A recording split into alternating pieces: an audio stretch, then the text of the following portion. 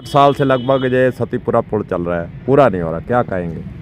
देखिए, आज इसी बात को लेकर वहाँ सतीपुरा के जो ग्रामीण थे उन्होंने एक बैठक की है और बैठक में सारे मुद्दों पे चर्चा की है।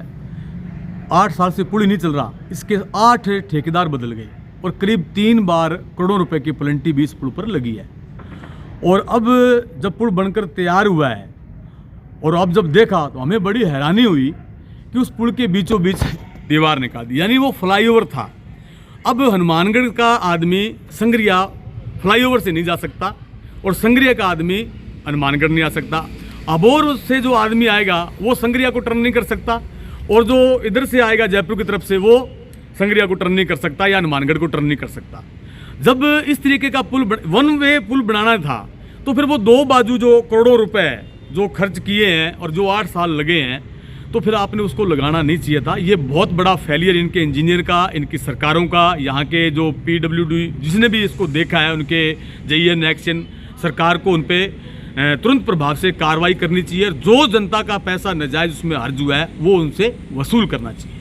अच्छा, आपकी अब मांग क्या है?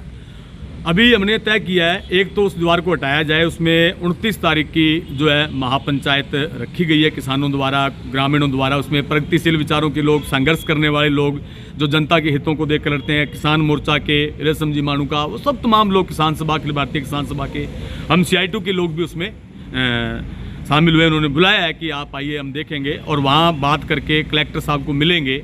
उसमें एक लोचा बता रहे हैं कि कोई आदमी ने रिट लगाई, फिर वो कलेक्टर वहाँ हाईकोर्ट में गया, उसने सुरक्षा की दृष्टि से उसको बता ये रहे हैं कि कमेटी जो बनाई थी उसने तो उसको बिल्कुल बताया कि सही है, वो जो कोई दिक्कत नहीं है और ये सही है। लेकिन बाद में कोई कह रहे हैं, बता रहे हैं कि ऐसा कुछ आया है, तो वो किसी को, जनता को पता नहीं था, तो वो एक पक्ष गया और उसकी बात मानी गई। तो जब एक पक्ष था तो सरकार ने अपना पक्ष नहीं रखा, ये उसका फेलियर है। अच्छा, दूसरा बठिंडा की तर्ज पर जे बनना था ताकि दोनों तरफ से फायदा होता, अब इसका फायदा तो कोई लग नहीं रहा, इस पर क्या कहेंगे? इस पर मुझे एक ही बात कहनी है, आज मुझे बड़ा हर्ष हुआ है, मतलब बड़ी खुशी हुई है। 2014 से लेकर आज तक मतलब मैंने मोदी जी का विकास नहीं देखा था। हम ये कहते थे नहीं कोई विकास नहीं है, लेकिन आज मैं दावे के साथ कह सकता हूँ वास्तव में जो वो कह रहे थे कि हिंदुस्तान विश्व गुरु है, बिल्कुल मैं आज मान गया हिंदुस्तान विश्व गुरु है। और ये भी बात उनकी सच हो गई। उन्होंने ये बात भी कही थी अपने भाषणों में कि वीजे के लिए, हिंदुस्तान में वीजे के लिए बाहरी कंट्रियों के लोग लाइन बना के लगे रहेंगे। अब जैसे ही मीडिया के माध्यम से 4 दिनों से जो अखबार में चल रहा है उन्होंने बताया अब वीजा के लिए लाइन लगी हुई है, वो इंजीनियर भी यहाँ आकर इस टेक्नोलॉजी को लेना चाह रहे हैं। जैसे अपन चंद्रयान की टेक्नोलॉजी के लिए विदेशों से लाते हैं, वैसे इस पुलों के, क्योंकि वहाँ तो सारा काम ही टेक्निकल होता है, पुल बनाए जाते हैं, फिर घर बनाए जाते हैं और बाद में उनको सेट किया जाता है।